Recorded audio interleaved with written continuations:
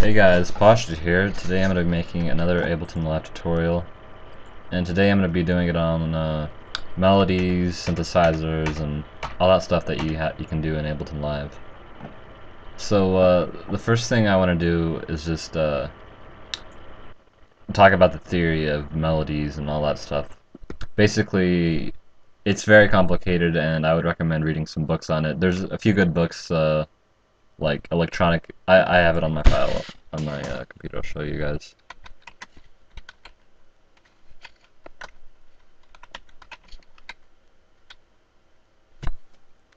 Music Theory for Computer Musicians. It's a pretty good book for this kind of stuff. It's really long though, so if you're really serious, you should definitely check this out. And you can find that on your favorite torrent website.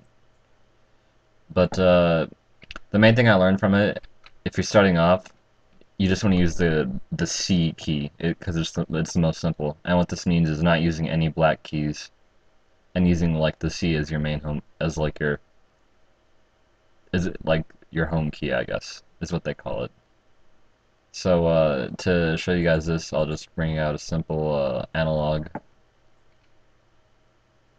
And analog is one of the built-in synthesizers that comes with Ableton, and it's pretty good. It's kind of hard to use, and I do believe it comes with some presets, so you can use those. And to do that, you click under the analog, the arrow, and then go to like synth lead, and then big sweep, and then you just drag that onto the whatever you call it.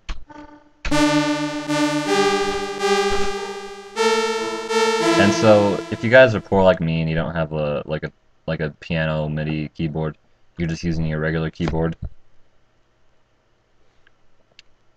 So that just means using only your home row letters, just A through L, none of the top ones.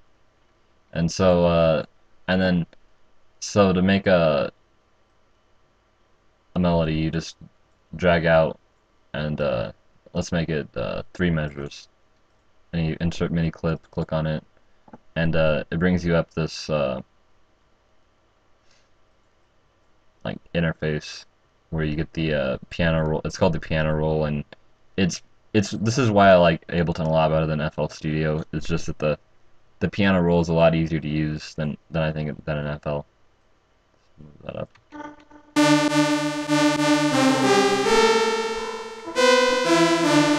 So like a simple C chord would be. And if you guys notice, if you listen to any of my songs, they're pretty much all just, the melodies are all 3 notes, and they're probably just the C chord. It's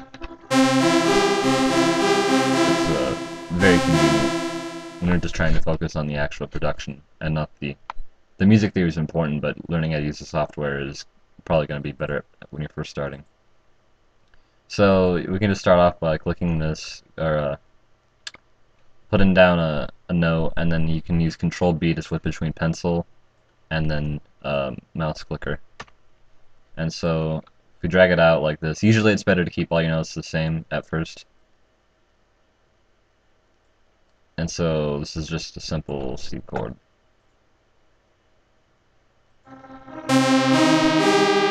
Not too interesting, but you know, it'll do. Once you start screwing around with it, you know, it's really not that hard. So you just go from here, maybe make an adjustment. Let's add a random note. I don't even care. Like, let's add in 4 random notes right there, and then bring that back.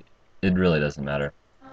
That didn't really sound good, but a lot of this stuff is just trial and error. It's like beating your head against a brick wall when you really don't know music theory.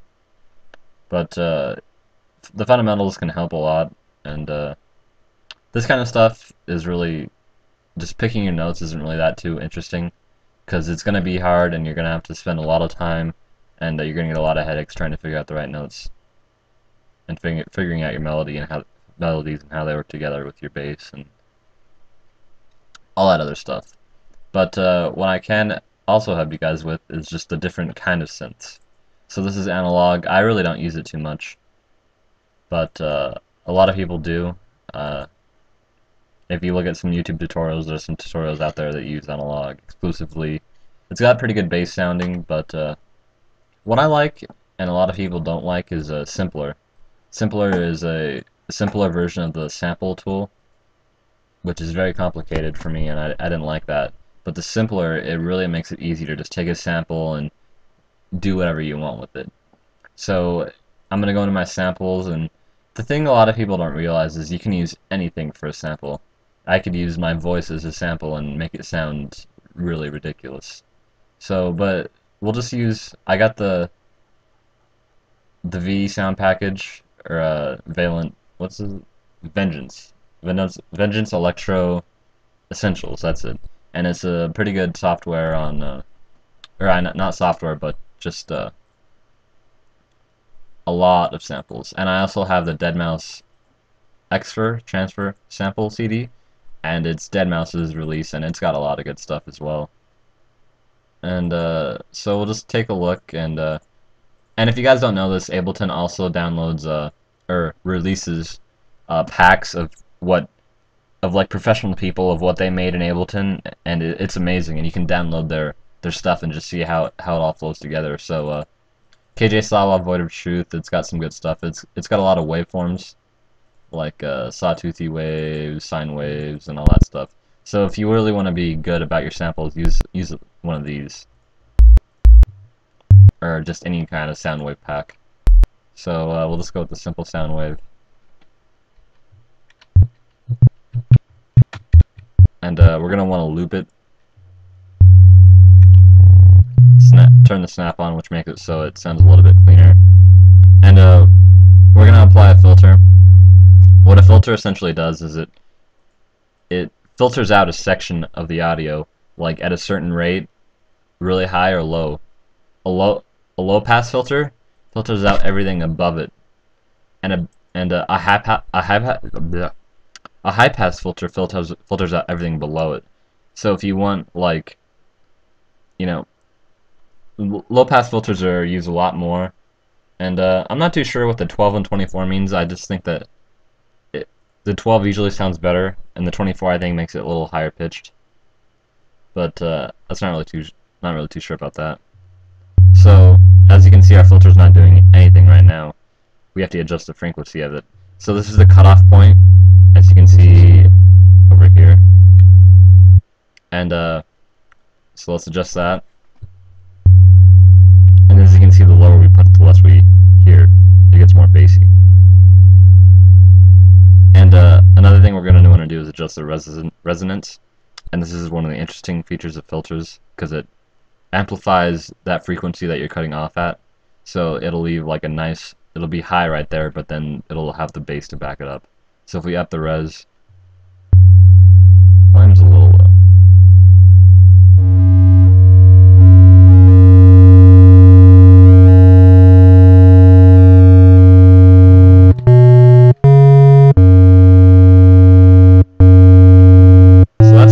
That sounds pretty nice.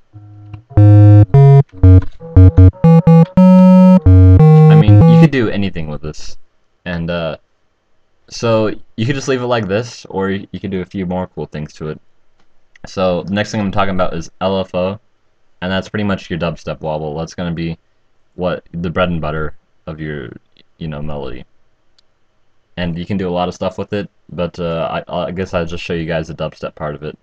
So you're gonna want change this to the rate, and what this LFO is, low frequency oscillator.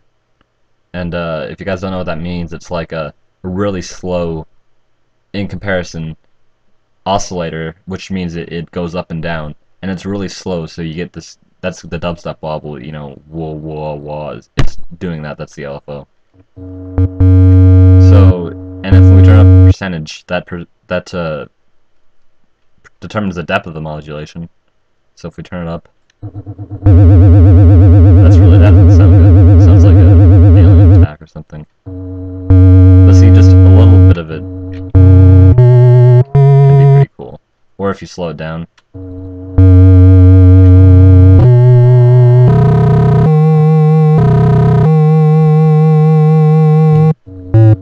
That's pretty cool. And then if you're doing dubstep, it's really useful to use the glide. So what this does, it makes it you can only use one note at a time, but it kind of glides through each note, so it'll be, instead of like, pretty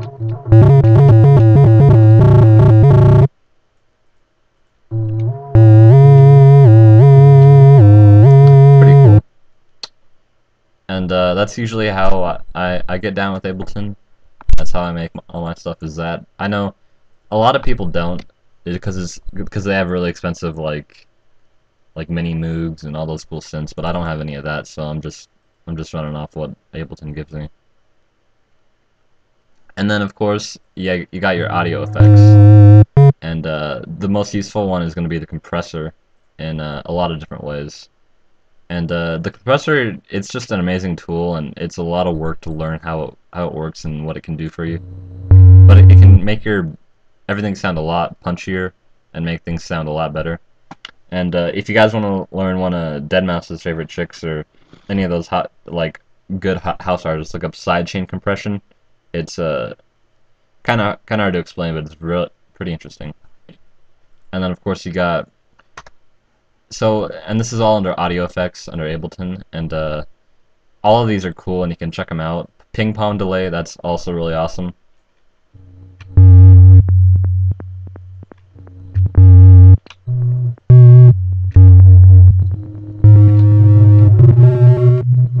Kind of adds like a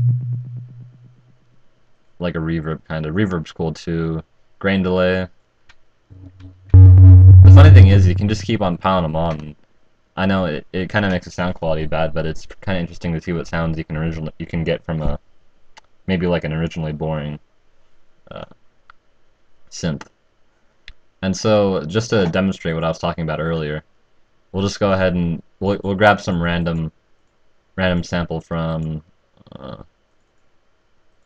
where can I go?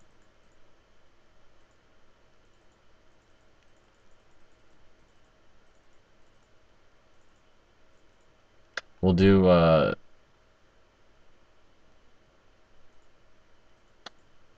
kick, just for kicks. We'll do a kick. So, and another thing you can do is you can shorten the length of the file, so you can really narrow it down to just like a milli of a millisecond, almost, pretty much.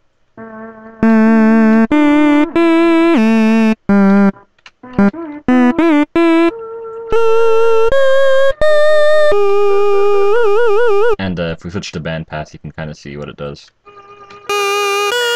Kind of makes it more, not like a higher sound, maybe like just a, how do I explain it? Anyways, but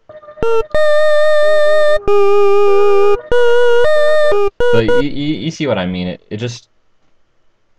It makes different. You can make different sounds with it. Is all I'm trying to get to you guys, and it's gonna be hard. I mean, making melodies is the hardest part. It'll give you a lot of headaches, and it's kind of hard to get all your different effects lined up, and equalizing it is also important. But it's all hard to get. It's just really hard, and that's why I don't have time to mess with it that much. So I'm not sure if I really have too much else to talk about, but I can open up one of my files. Don't do this, by the way. This is really bad organization. We'll just look at House 9.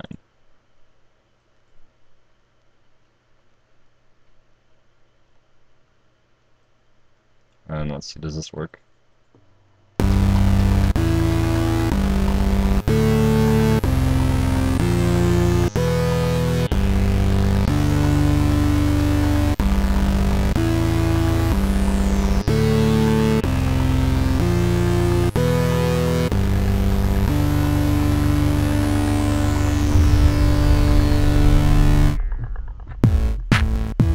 So, as you can see, only using the C, I'm not using any of the black notes, I'm just only using the C scale. I think it's called the C, but whatever, I'm not using the black notes, and I'm keeping it within one octave I guess is that what you call it. And just keep it really simple, and then break it down, keep it simple again. It's it's really not too hard once you get it going, anyways. And just look at this is a Crystal. It's an imported modu. I think it's called a modular or a plug-in devices. Sorry, yeah. And there are a few. I got Super Waves P8, Crystal. These are also really good choices because they're pretty much they're almost professional, and they can give you some nice sound, and you can do a lot with them. So here I just got a compressor on it, and then at certain points I use the ping pong feature or a ping pong add-on, and yeah. So that's pretty much the melody of that song, and I have some companion melodies. It's pretty much also in Crystal, just yeah. And with Crystal and stuff, they have a lot of presets which are really nice. You're gonna want to use those. So I hope this answered you guys' questions. If you have any more questions, you can send me a comment or comment down below or do whatever if you have any questions. But again, I'm not that great at Ableton, so take everything with a grain of salt. And see you guys later.